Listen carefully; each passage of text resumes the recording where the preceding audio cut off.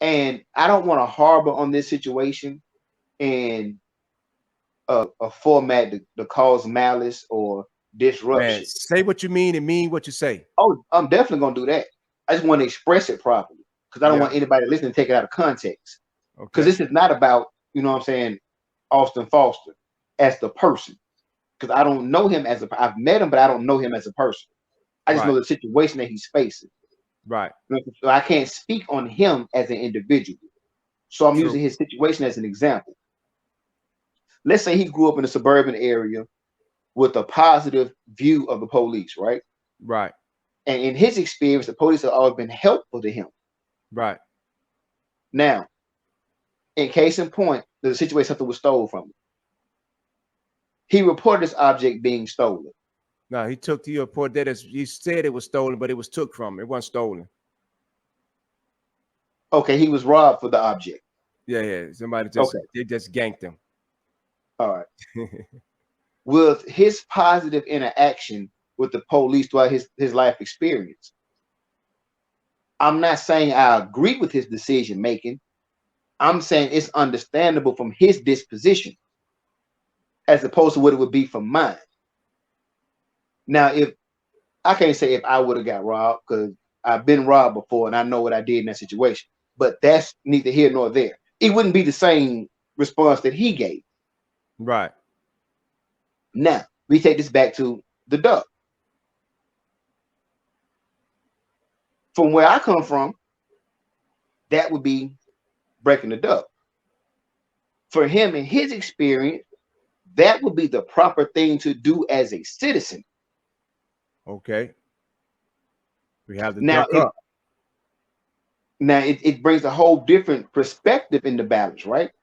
Okay. Because as a law-abiding citizen coming into a situation like where our organization has come from, two different backgrounds again. Can we expect somebody to adjust to how we view it because of our experience and why our organization started when they've never had an experience like that before? So naturally, they wouldn't see it the same way that we see it. And see, So it would be, go ahead, that's the problem right there because the black and white guides us. facts. You know what I'm saying? We have to take our personal experience on a lot of things and set it to the side because it's not for the best interest of the whole. Mm-hmm. Because my personal experience on growing up in a lot of things doesn't necessarily fit where the black and white is. So I have to take my business is business and friendship is some personal, right? So I have to Right. take my personal experience and put it to the back burner and deal with what's in front of me. So what do the ducks say? Mm-hmm. You see what I'm saying? Let's follow the duck. Let's go for it. So now, first of all, we're gonna go back to incidents. Mm-hmm. That was an incident. You reported within the ranking files. That's where they go. That don't go to law enforcement. Agreed. Now, here's something different.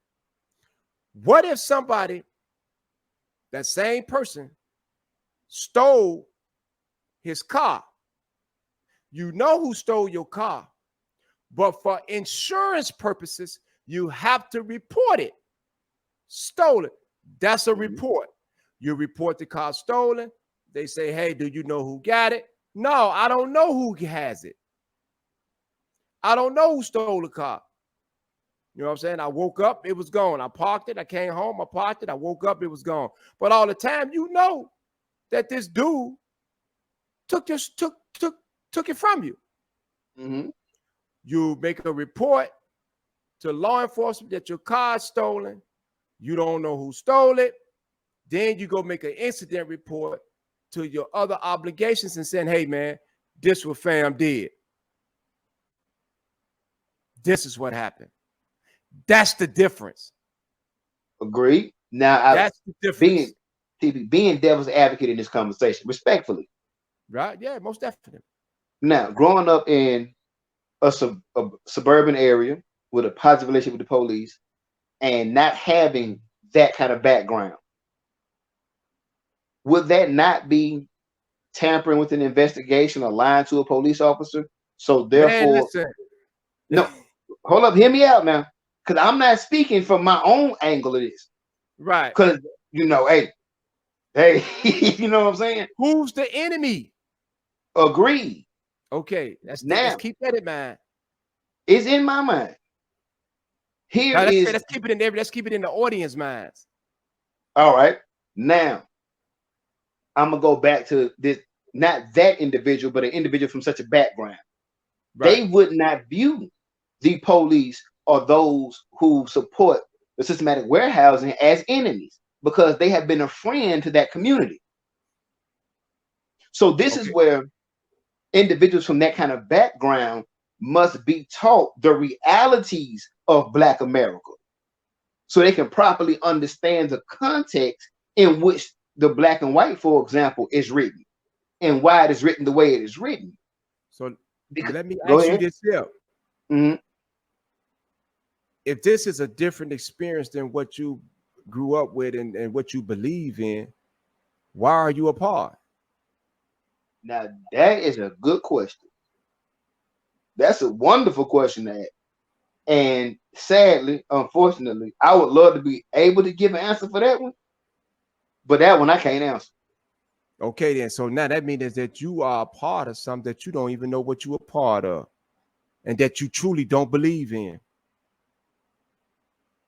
Because you have a different belief system than what you saying that you represent. So now the question goes somewhere else with this here. Who vetted you?